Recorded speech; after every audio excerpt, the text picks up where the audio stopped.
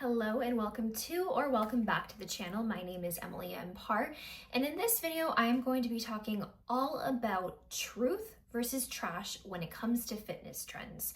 So if you are interested in all things wellness, beauty, style, manifestation, personal development, please make sure to subscribe for more videos like this and give this video a thumbs up. So when I was compiling the list of the things that I wanted to talk about in this video, I had so many that I'm probably going to have to create a separate video to cover everything that I really want to talk about. But we're going to start off with one of the most common truth versus trash topics when it comes to fitness trends that I'm seeing a lot of. All over Instagram, I am seeing people, and elsewhere, I'm seeing people talk about getting your 10,000 steps per day. Is it truth or is it trash? Trash. We are trashing the 10,000 steps, and here's why. For the average person who is active, who is in a home where they have stairs, or they're parking farther away, or they're going up and down the stairs instead of taking an escalator, or they're commuting or walking to or from work, or they are getting a certain amount of exercise in per week, those 10,000 steps come in naturally. If you're a parent and you're chasing after children, if you're a grandparent, you're chasing after children, or you're in a job where you're chasing after kids, especially, is going to get your 10,000 steps in. If you're up and down the stairs doing laundry, if you are gardening, or you're doing things around the house, if you have to run errands throughout the day, you're getting your 10,000 steps, or if not, you're probably getting closer to it. Now, during the colder months where it's harder to get your steps in, this is when that type of jargon starts to get really into our heads. Get your 10,000 steps. I'm working out and I'm eating well, but the weight isn't coming off, so maybe I need to do my 10,000 steps. I'm not bashing on getting your steps. I am hating on obsessing over getting your steps and obsessing over getting your 10,000 specifically. When you stop paying attention to how to get the steps and you do exercise that really lights you up and is really fun, for example, Zumba, love dancing, any form of dance, you're getting your steps in. You're gonna do a 2-step to the right and a 2-step to the left, and that's 2 and 4 and 6 and 8. So it ends up being very easy for you to get your 10,000 steps in a way that you're not obsessing over it. So that's our first truth or trash. We are trashing the 10,000 steps, and we're opting in to taking the stairs, parking further away, and finding forms of exercise that is just naturally part of our life and fun, actually fun to do. So that's our truth versus trash. 10,000 steps, trash. All right, trend number 2, Pilates makes you have a longer, leaner body. Is it truth or is it trash? It's trash. Pilates does not make your body longer and leaner, and I can say this as a Pilates instructor and someone who has taken Pilates in several different studios as a student, that it does not make your body longer and leaner. What Pilates does do is it helps you improve your posture, so that can definitely help you with the appearance of looking taller, sitting in a more confident, tall, better posture type of way. But does it actually make the muscles longer and leaner? The answer is no.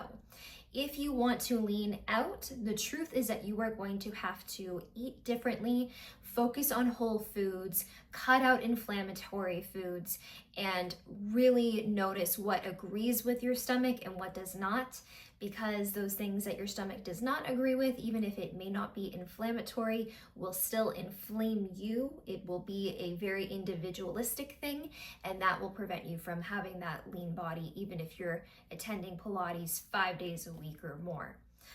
In terms of longer muscles or longer limbs, that is total trash. Your limbs do not get longer from doing Pilates. My arm is this length. It has been this length since I became an adult, and it will probably always be this length unless something happens. I don't know what would happen, but we're gonna cancel, clear, and delete anything from happening to it. So That's total trash. It does not make your body longer and leaner. On to the next one. Heavy lifting makes your body bulkier. Truth or trash? Truth. Yes, heavy weightlifting can make you appear bulkier. Here is the reason why. When you are doing progressive overload and you are using hypertrophy to build your muscles, that means that you are basically pushing that muscle, lifting that muscle to the point of failure. So you're creating microfiber tears in the muscle. You're going to get a little bit of a swollen look. And the way that you recover to build the muscle back up is by eating a certain amount of protein. When you have to eat a certain amount of protein and when your body is swollen, it can give you that appearance of looking bulkier. Now, are you going to look like the She-Hulk? No, the She-Hulk is on the juice. The She-Hulk is taking something that she's maybe not telling you about, but it ain't apple juice, I can tell you that much. She is not drinking apple juice, but she is taking something. So can weightlifting make you look bulkier? It can make you look swollen. It can make you look a little puffier. It can make you even feel a little bit uncomfortable, but this is not to say that you shouldn't lift heavy. It just means that you need to take really good care of your diet. Once again, the diet is the key. Making sure that you are eating enough protein, lean protein, so you're not bulking on pork, you're not bulking on McDonald's hamburgers, you're bulking on healthy, lean protein, and that you are properly drinking water, that you are not drinking a whole cup in one sitting. You're maybe having a Dixie cup of water every half an hour, and you're making sure to have a lot of your hydration before your first meal when you wake up, and that you're getting your electrolytes in after you've done the heavy lifting. But is it truth that heavy lifting makes you look bulkier? In my personal opinion, yes, it is true. Is it always true? No. Does the appearance of bulk vary from person to person depending on their own strength and how they develop muscle and what other things they may be doing? Yes. So not every woman who lifts heavy weights is going to look like the She-Hulk. That part is trash. And if every woman that lifted heavy weights could automatically very quickly look like the She-Hulk, it would be a really big slap in the face for all the men who have been weightlifting really heavy for many years and not seeing those kinds of results with their body and their higher levels of testosterone. So is it true? Kind of a half truth. Moving on to the next one. You start losing muscle in your late 20s, so you should lift heavy in order to maintain your strength. Is it truth or is it trash? It's trash. And I've heard it said at different ages, but that's the youngest age that I've heard it said, the promotion of lifting heavy and strength training just in general. I just want to be very clear. I am not against strength training. I have strength trained for the last 10 years of my life, and I think it's incredibly important that everybody does some form of strength training. However, the reason why this made it onto the list is because I had a client of mine come up to me after completing a pretty difficult bar class that I had instructed. And she is a cancer survivor. I actually have many cancer survivors in my community who have attended my classes. And she has asked me if she should be doing heavy strength training because she is middle-aged, and this is what is being promoted to middle-aged women, that they're worried about losing strength. And meanwhile, this is somebody who has a great workout routine, a well-balanced workout routine that does include strength training, but she's not strength training in the gym.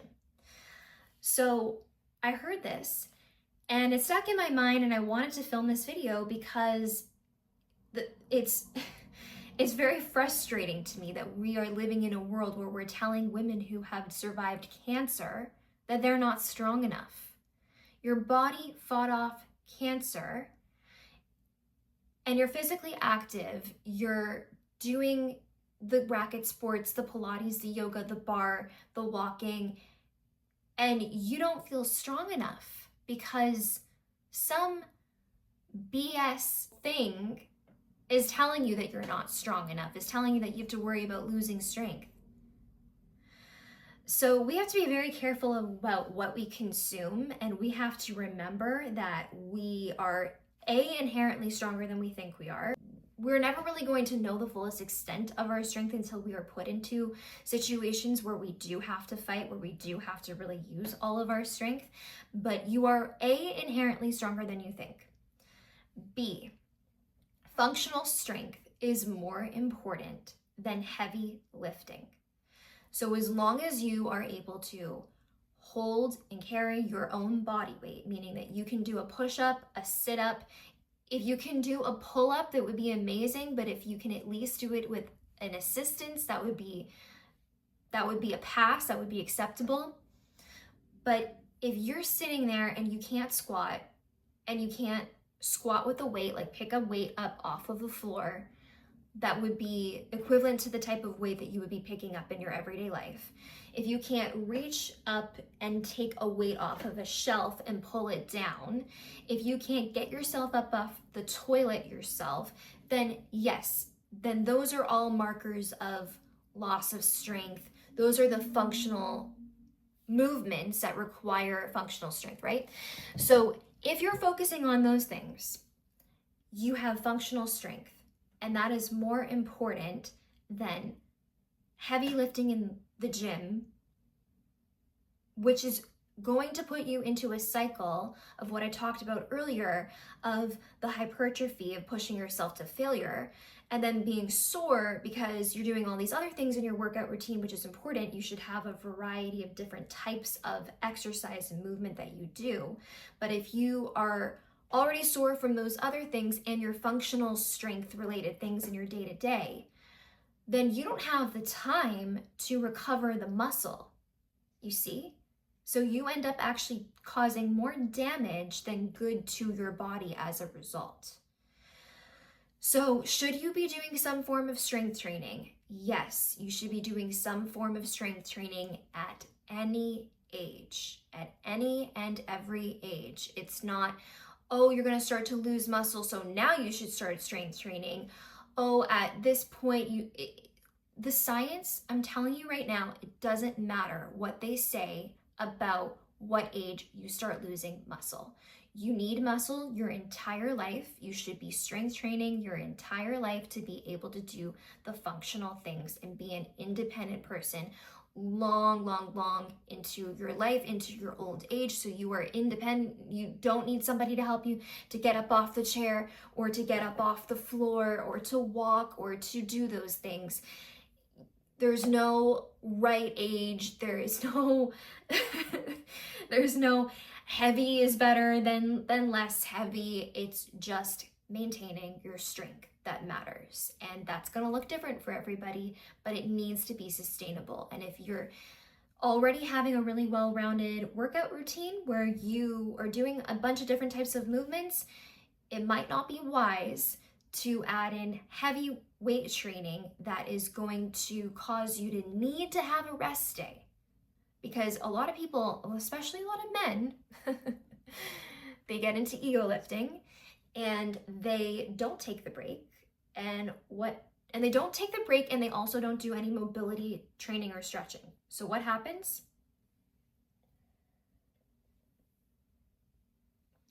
They come to me.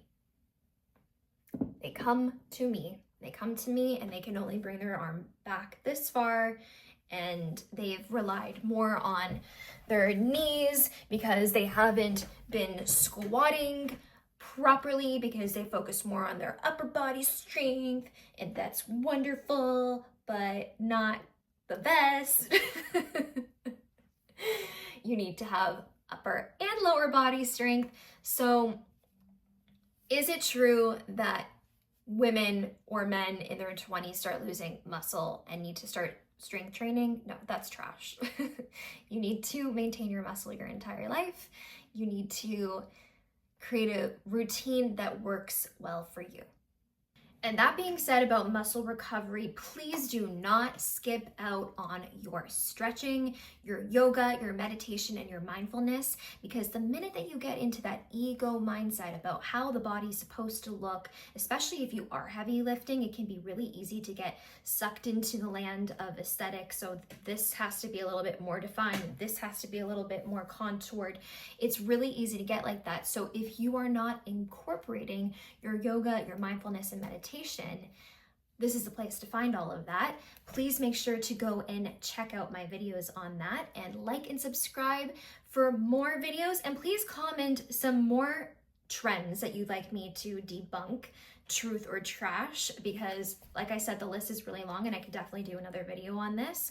And maybe share it with someone who needs to hear it. And until next time, I hope you enjoyed and stay golden. Peace out.